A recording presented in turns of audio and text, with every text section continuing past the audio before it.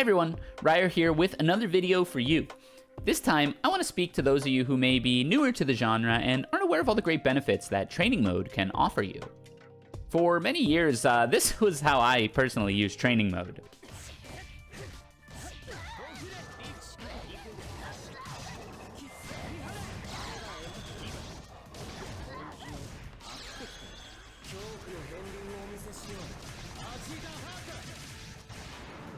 Okay, now what do I do?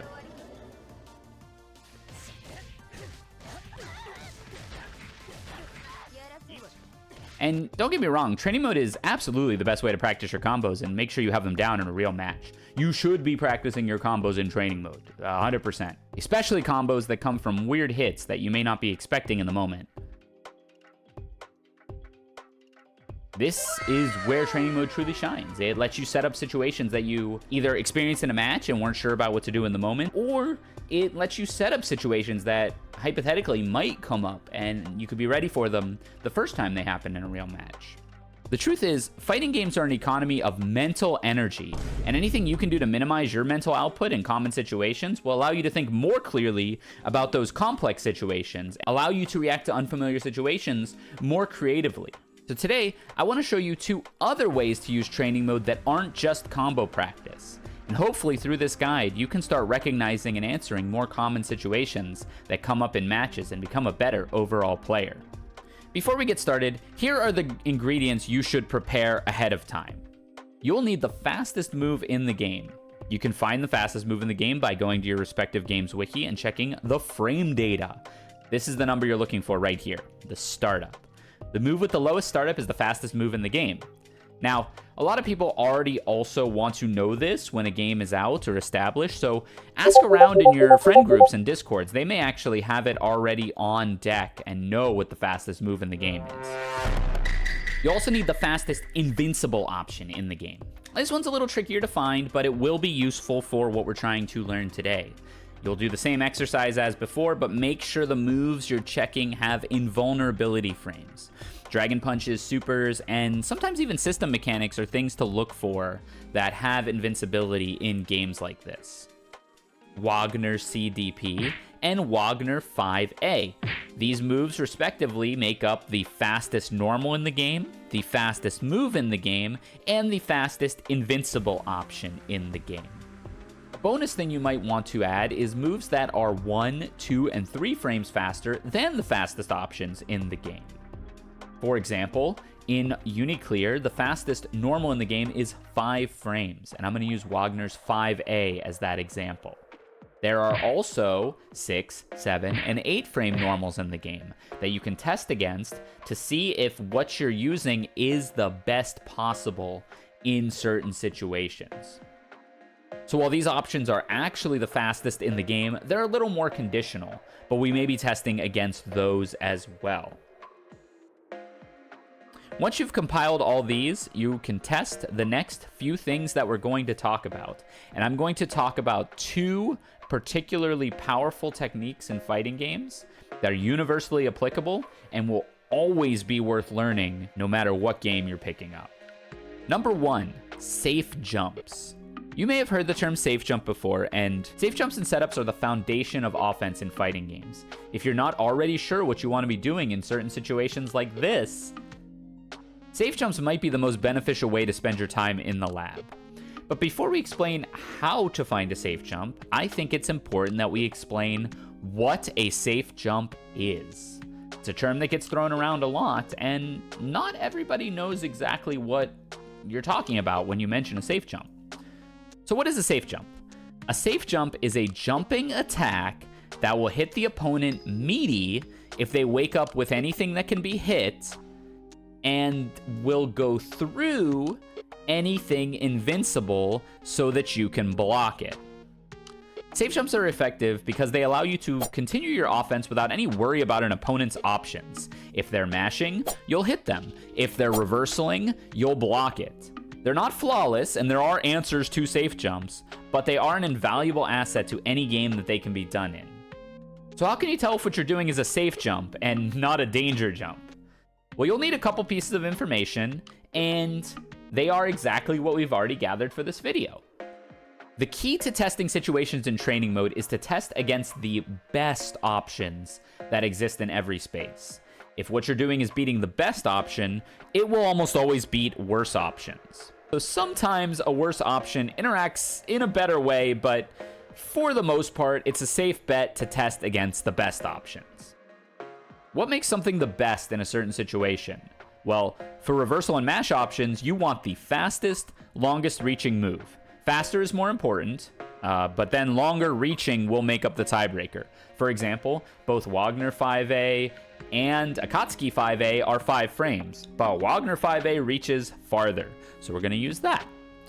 Later on, you may want to test more character-specific options with higher reward. So if somebody doesn't have a 5-frame option, you can go for something bigger. If they don't have an invincible option, you can go for something bigger. But when just starting out, I think it's best to find something that works versus everything.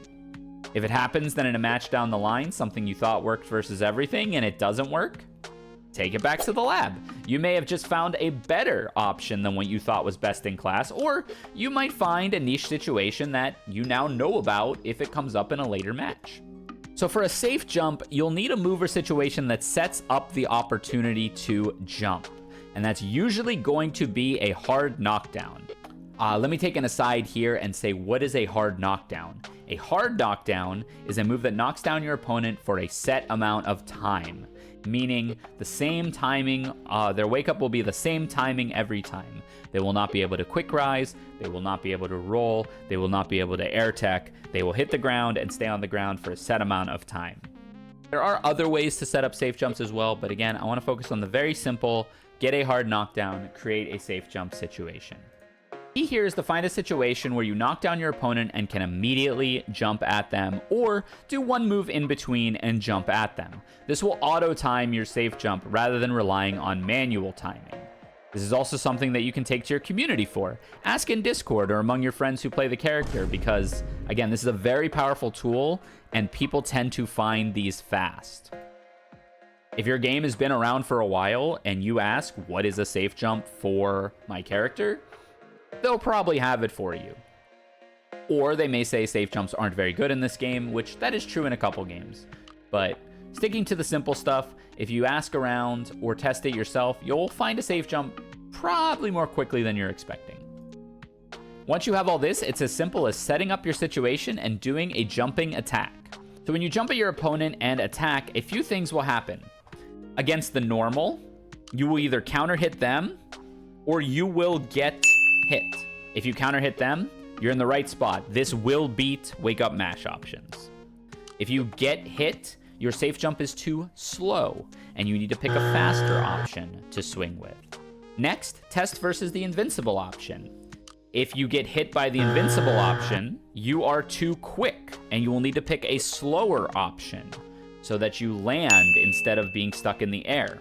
If you land and block the reversal option, you are now in the right spot to beat reversal. Find a move that does both of these things. If you get a counter hit on the normal, but land and block versus the invincible option, congratulations, you have a safe jump. There are exceptions to every rule, of course, but this can get you a basic start on how to press your offense against an opponent. Now, whenever you set up this knockdown situation, you can go right into your safe jump without having to think too hard, or think at all really, and free up some of your mental economy for other things further down in the match. This concept expands a little bit too, where you can find things like safe jabs or safe meaties, and it's the same exact thing. If you counter hit the wake up mash, but can block the reversal, your opponent will have no choice but to block on their wake up and allow you a chance at your offense. Number 2, frame traps. So you have your opponent blocking because of your safe jump. Now what?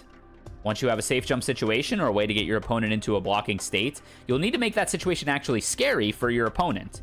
If you can't threaten anything, your opponent can just continue to block or continue to mash out of your pressure without any regard for what you're doing. The best way to establish this kind of scary situation for your opponent is with a frame trap. These tools are used to disincentivize your opponent from taking action because they will either lose on the timing or whiff their response entirely and leave themselves wide open for counterattack. Just like with Safejumps, you'll want to test these versus the fast, long-reaching options that we found earlier. Your Frametrap won't be any good at face value if it doesn't beat the fast options. However, once you've built out a bigger game plan and have more situational knowledge, you can start creating more specific and more rewarding frame traps and spacing traps that you can use against individual characters, or like I mentioned earlier, against slower characters. There are two ways to create a good frame trap without having to manually time it. Again, we want to save our mental energy. We want to auto-time these things. Method number one is using plus frames. What are plus frames? You've probably heard this term before too. Plus frames is positive frame advantage. Frame advantage is when you can act with regard to your opponent based on the frame data. If you are plus or have plus frames, you can act before your opponent. If you're minus, your opponent will be able to act before you. You can find whether a move has plus frames or minus frames on block in the same place you found its startup, on the wiki or asking around. For example, Chun-Li's standing medium punch in Street Fighter 6 is +1 on block. That means I have one additional frame to act before my opponent can. And why is this important? Well, now if we both do a move that's the same speed, mine will make contact one frame earlier because I started it one frame earlier. This is the basic idea of a frame trap that uses plus frames. You generate plus frames, you are now acting before your opponent, and so your opponent will have no choice but to continue blocking if you are attacking with a fast enough move. Chun-Li's standing light punch is 4 frames, so if I'm +1 and using a 4-frame move, my opponent would need to do something 3 frames to tie it, or 2 frames to beat it outright. You can see that that's very hard to do when you're using the fastest moves in the game to test this. So once you've established a frame trap, your opponent will have no choice but to continue blocking if you decide to attack. This leaves them open for throw mix-ups or further offensive pressure. And the more plus you are, the more you can press this offense, because slower moves will line up better and better against faster moves. Street Fighter 6 is generous and outright tells you how plus you are in training mode, so it's very easy to test. But if your game doesn't have this tool, you can use progressively slower moves to determine how plus you are.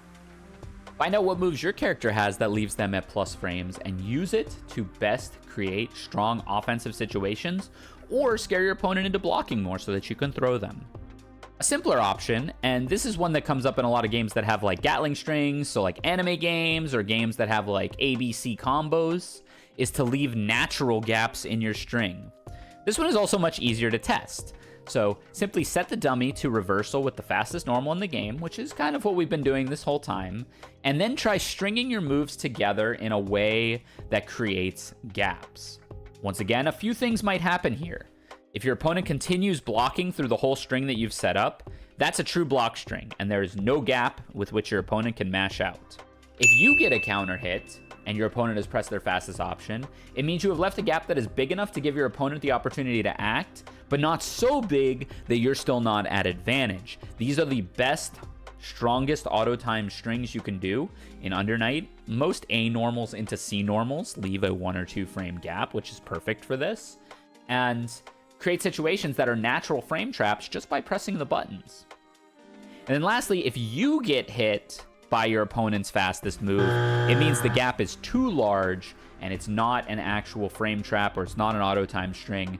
This is something that you want to avoid doing because you're actually giving your opponent the opportunity to hit you should they have a fast enough move, though it may work versus slower options. There are 2 things I want to add to this as kind of a disclaimer when talking about frame traps. Number 1, frame traps will automatically lose to invincible options. You are leaving your opponent a gap and you are continuing to attack, so while the fastest option in the game may be something that you can beat, it won't beat any invincible options. And if there's an overlap there, so for example, if the fastest option in the game is also an invincible option, don't test your frame traps versus that. That actually won't tell you anything about how effective that frame trap is. If your opponent is using invincible options in your strings, try instead to bait those out with something and then block for a big punish. Frame traps are best used if your opponent is pressing fast, non-invincible normals in your strings. Frame traps by themselves will not always work versus patient opponents. If your opponent is prone to continue blocking and not biting on your frame traps, you have to mix in throws and other options to get them to stop blocking. But Frametraps are a great place to start to see if your opponent is mashing in the first place. And a lot of opponents will start by mashing just to test and see if you've really tested out your Frametraps. Oftentimes, Frametraps are what create the basic situation of a fighting game to even allow a strike-throw mix-up to occur in the first place. Thanks for watching. I hope this gave you some ideas of what else you can test in training mode, or if you're just getting started in fighting games, some ideas of some new techniques to implement. Training mode is a great tool for answering specific questions, so even if you do develop some of these tools and you think they're working and suddenly they stop working, consider going back to the lab and testing them a little more extensively. Try against some other fast options, try against some other long-reaching options, and see if they really do work. If you like what you saw, please consider dropping a like on the video and share this around with your friends. You can catch me streaming live on YouTube and Twitch on these channels. And yeah, I stream fighting games and I stream a few times a week. If you have any questions or this was particularly helpful, consider leaving a comment. I love reading the comments on the videos and seeing how people responded to them.